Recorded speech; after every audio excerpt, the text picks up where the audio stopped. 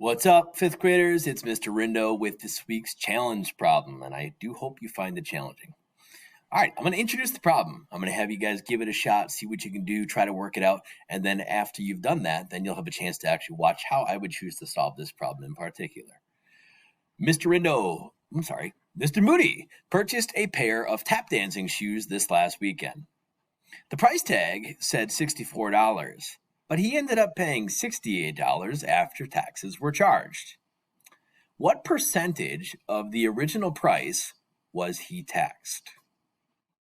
So I'm not going to give you any more information right now. I'm going to challenge you to think about that a little bit.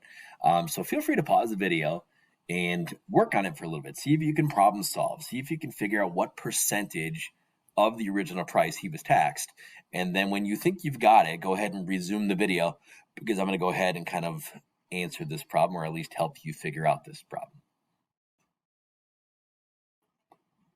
All right, welcome back, guys. So first things first, I want to make sure we understand how sales taxes actually work, because we've all been there before. So we know when the price tag says $64, it's never just $64, because there's always a little bit of extra taxes as well. And taxes are always a percentage of the original price. And so let me give you a strange example. Let's pretend that the tax is 50%. That would mean that they would charge you 50% of $64 as the tax, which means you would be paying an additional $32. Now that's outrageous. Nobody taxes 50%, but it's just a simple example. But what I do want you guys to start thinking about and remember is what we've talked about with percentages. So if we say 50%, that is the same thing as 50/100ths. And I think that we know that 50/100ths is the same thing as half. Okay? If I say 10%, because 10 is a powerful number, 10% is the same thing as 10/100ths. And of course, we know that's actually the same thing as 1/10. Okay? And even going a little bit further, if we said, hey, let's do 15%. 15% is the same thing as 15/100ths. And if we simplify that just a little bit by dividing by 5, you could even say that that is the same thing as 3/20ths. So long story short, every percentage is a fraction. And if we get taxed a percentage of the price, that means we are being taxed a fraction of the price. So now that I've said that, now that I've laid that out there, let's go ahead and get to the actual solution. This is the question we have to answer.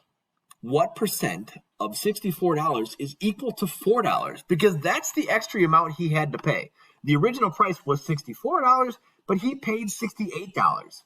That means that the taxes ended up being an additional $4. So what we're trying to find out is what percent of $64 is equal to $4. And for this particular problem, I'm going to go ahead and go to my good old trusty friend, the ratio table. Because ratio tables are a flexible tool that can be used to solve problems just like this. So I have two of them just in case I need extra space, but I'm going to go ahead and kind of walk you through it. What I've put on here so far is what I know. I know that 100% of the price would be $64. And over on the other end, this is the target that I'm trying to find out. I'm like, hey, like what percent would be equal to just $4, okay? So we're going to use this ratio table, and we're going to do a little bit of guessing and checking until we get to that number of $4. So let's go ahead and get to it. So I can go ahead and let's start with some friendly ones. Like, hey, if I know that 100% is $64, then I know that 50% is half of that, okay? So half of that would be $32, okay? So, yeah, okay. So not close. We know that the tax that was charged is definitely less than a 50% charge. So we have some choices here. We can kind of decide what we want to do next. I think I'm going to go ahead really quickly and I'm going to use the 100 to find out what 10% would be. Because 10%, well, what do? We take it and we divide it by 10. And dividing by 10 is a snap of the fingers thing that we know how to do. So if I want to find out what 10% is, I'm going to take the $64 and divide it by 10. So I do that by taking this little decimal point and moving it one spot to the left. which would give me $6.40. So now we're getting in the neighborhood. Now we're getting there, okay? So we know that a 10% tax would end up being $6.40. So what do we see? We know that's too big. They did not tax 10% of the price. So let's keep going smaller. So I think naturally at this point, we could go ahead and we could do 5%. Let's do a half 10 on this one. So I'm going to go ahead and just go ahead and point out that we're going to take 10 and we're going to divide it by 2 to find 5%, which means that we're going to take $6.40 and divide that by 2.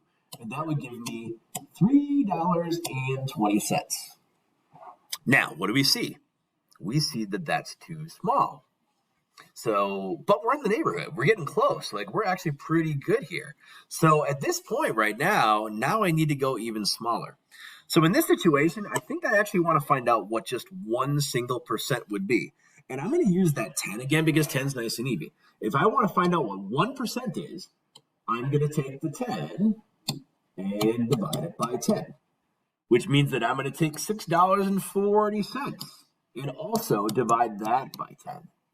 So if I do that, if I take 640 and divide it by 10, that's another decimal shift to the left. And when I do that, that's actually going to get me down to $0.64. So now we're getting really close. We're getting to, well, I think you'll see what I mean by that.